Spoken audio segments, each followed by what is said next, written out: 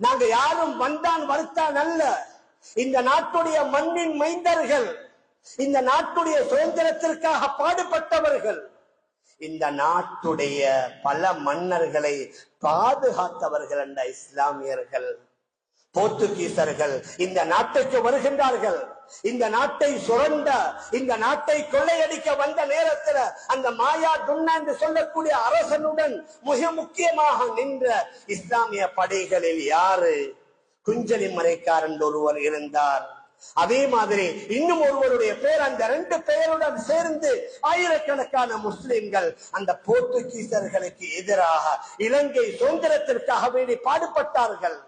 முசலி மறைக்கார், அதாவது பச்சை மறைக்கார், குஞ்சலி மறைக்கார், அவருடைய தூபி இன்று வரைக்கும் மல்வானில ஞாபகார்த்தமாக வைக்கப்பட்டிருக்கிறது. வாப்பிச்சி மறைக்கார், மேலான பெரியார்களே சகோதரர்களே, அவர் இந்த நாட்டில் செய்த வேலைகள் 1-2 அல்ல. அதே மாதிரி இன்னும் பலர்கள் டிபி ஜாயாவாக இருக்கலாம், வாப்பிச்சு மறைக்காராக இருக்கலாம். இன்னைக்கு நாங்க எடுக்கலாம் இந்த மருதானையில் உள்ள ரயில்வே ஸ்டேஷன், இத கட்டினது யாரு? சாலி மறைக்கார் என்று சொல்லக்கூடியவர். கொழும்பில் உள்ள மியூசியம், ஒரு நாட்டில் உள்ள மிக முக்கியமான ஒரு நாட்டுடைய முதுகெலும்புண்ட மியூசியம், அதை கட்டி கொடுத்தது யாரு? அல்லாமா வாப்பிச்சு மறைக்கார் தான். அதற்கு அந்த நேரத்தில் இருந்தவர்கள் கேட்டார்கள், உங்களுக்கு இதற்கு ஏதாவது நாங்க பரிசு தரணும், இதை நீங்க கட்டி இந்த நாட்டுக்கு அர்ப்பணம் செய்ததற்கு என்ன செய்யணும் என்று கேட்டதற்கு அந்த மனிதர் சொன்னார், எனக்கு ஒரு பரிசும் தேவையில்லை, வெள்ளிக்கிழமை மட்டும் இதை மூடுங்க, வெள்ளிக்கிழமை மட்டும் இந்த மியூசியத்தை மூடுங்க. இந்த வெள்ளிக்கிழமை மிக முக்கியமான ஒரு தினம், இதை திறந்து வைத்தால் ஜும்மா இல்லாமல் மக்கள் வந்து விடுவார்கள். பல வருடமாக வெள்ளிக்கிழமை மூடப்பட்டு கொண்டிருந்தது. சமீபத்தில் வந்த சில ஆட்சியாளர்கள் தான் அதையும் மாற்றி விட்டார்கள்.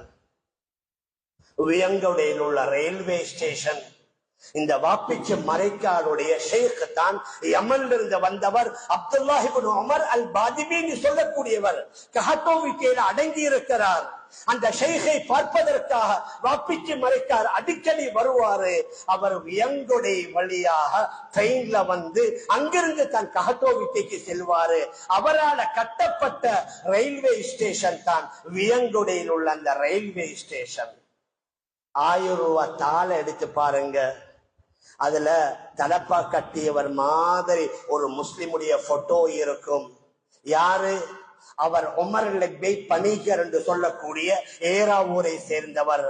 1925 கண்டி தலதா மாளிகைக்கு கொம்பன் என்று சொல்லக்கூடிய ஒரு யானையை பரிசாக கொடுத்தார். அதனால தான் 1000 ரூபாய் நோட்டில அவருடைய பெயர் இன்று வரைக்கும் பதிக்கப்பட்டிருக்கிறது. 2ஆம் ராஜசிங்கம் மன்னனை துரத்தி கொண்டு வருகிறார்கள் அந்நிய படை. அதாவது மகியங்கனில பங்கரகம என்ற ஊர்ல அந்த மன்னனை துரத்தி கொண்டு வந்த நேரத்துல ஒரு இஸ்லாமிய பெண் தான் அந்த மன்னன் உயிரை பாதுகாத்து தன்னுடைய உயிரை கொடுத்த ஒரு பெண் என்றா, ஒரு இஸ்லாமிய பெண். நான் எதை சொல்ல வருகிறேன் என்றா, இலங்கை நாட்டுக்காக இஸ்லாமியர்கள் செய்த அந்த தியாகங்கள் கொஞ்ச நெஞ்சம் அல்ல. இலங்கை நாட்டுடைய வியாபாரத்தை சர்வதேச மயப்படுத்தியது யாரு? முஸ்லிம்கள். அதாவது பண்டுகாபய மன்னர் அனுராதபுரத்தில் ஆட்சி செய்து கொண்டிருந்த வேளையில வெளிநாட்டுடைய பல நாட்டவர்களுக்கு அனுராதபுர ராஜ்யத்துல பல இடங்களை ஒதுக்கி இருந்தார். அதுல ஒரு இடம் யவனர்களுக்கு ஒதுக்கப்பட்டிருந்தது. யவனர்கள் என்றா மகா வம்சத்துல அது அரேபிய இஸ்லாமியர்கள் என்று எழுதப்பட்டிருக்கின்றது. அரபு நாட்டிலிருந்து வந்த இஸ்லாமியர்களுக்கு என்று தனியான ஒரு இடத்தை ஒதுக்கி இருந்தார். ஏன்? அவர் தான் இலங்கை திருநாட்டுடைய மிக முக்கியமான வாசனை திரவியங்களை சர்வதேச மயப்படுத்திய பெருமை முஸ்லிம்களுக்கு உள்ளது. மேலான பெரியார்களே சகோதரர்களே, பல மன்னர்களுடைய தூதுவர்களாக திகழ்ந்தவர்கள் இஸ்லாமியர்கள். ஏன்?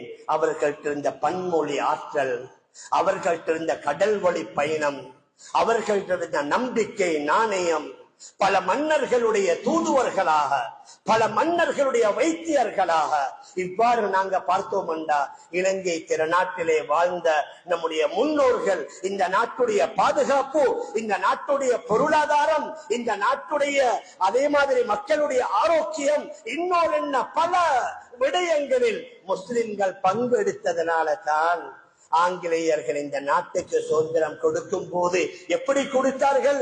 சிறுபான்மையினர் அவர்களுக்குரிய மத சுதந்திரத்துடன் தான் இந்த நாட்டுக்குரிய சுதந்திரம் கொடுக்கப்படுகின்றது.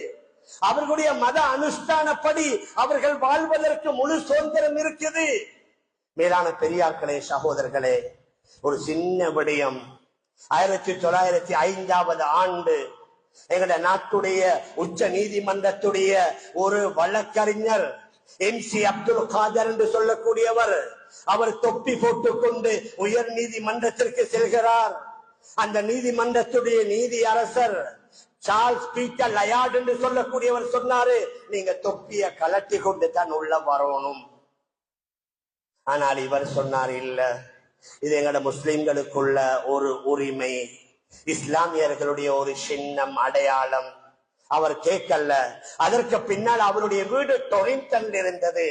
மிக முக்கியமான 30க்கும் மேற்பட்ட முக்கியஸ்தர்கள் அவருடைய வீட்டிற்கு சென்று அவரை தனியாக சந்தித்தும் கேட்டார்கள், இந்த தொப்பியுடைய ரைட்ஸ நீங்க மறுக்க கூடாது. அவர் பிடிவாதமாக இருந்தார். அதே 1905 டிசம்பர் மாதம் 31ஆம் தேதி மருதான ஜாஹிரா காலேஜ், உண்மையில சொல்ல போனா மருதான ஜாஹிரா காலேஜ் அல்ல, அது மதரசத்து ஜஹரா. ஆரம்பத்துல வக்ஃப் செய்யப்பட்டது மதரசாவாகத்தான், பின்னால தனது காலேஜாக மாறிச்சு. அதற்கு பின்னால தெமட்டகொடையில ஹைரியான் இருக்குது, ஹைரியா பாடசாலை, அது கூட மதரசத்துல் ஹைரியா தான். பின்னால தான் பாடசாலைகளாக மாறிடுச்சு. எங்கட மூதாதியர்கள் அத முதல்ல மதரசாவாக வக்ஃப் செய்தார்கள், பின்னால் அது மாற்றப்பட்டுருச்சு பாடசாலையாக. நாம் எதை சொல்ல வரோம் என்றா, 1905 டிசம்பர் மாதம் 31ஆம் தேதி அந்த மருதான ஜாஹிரா காலேஜில் 30,000க்கும் மேற்பட்ட இலங்கையுடைய பல பாகங்கள் இருந்து வந்தவர்கள் என்ன செய்தார்கள்? ஒரு ஆர்ப்பாட்டத்தை செய்தார்கள். அந்த ஆர்ப்பாட்டத்தின் முடிவின் காரணமாக யூகேயிலிருந்து 1906 ஒரு மெசேஜ் ஒன்று வருது, முஸ்லிம்களுடைய அவர்களுடைய சின்னங்களில் கை வைக்காதீங்க. அவர்கள் பெற்று தந்தது தான். பாடசாலைக்கு வரும்போது தொப்பி அணியலாம், பெண்கள் அவர்கள் ஃபரிதா ஹிஜாப் அணிந்து கொண்டு வரலாம், ரமதானுடைய காலத்துல நோன்பு பிடிக்கிறதுனால விடுமுறைகளை கொடுக்கலாம். மேலான பெரியார்களே, அன்பிற்குரிய கனவான்களே, ஷஹோர்களே, தொப்பி போடுறது ஃபர்தோ வாஜிபோ அல்ல, அது ஒரு சுன்னா, அல்லது அது எங்கட ஒரு மிக முக்கியமான சின்னம், அடையாளம். ஆனாலும் அந்த தொப்பியை கூட நம்முடைய மூதாதையர்கள் விட்டு கொடுக்கல.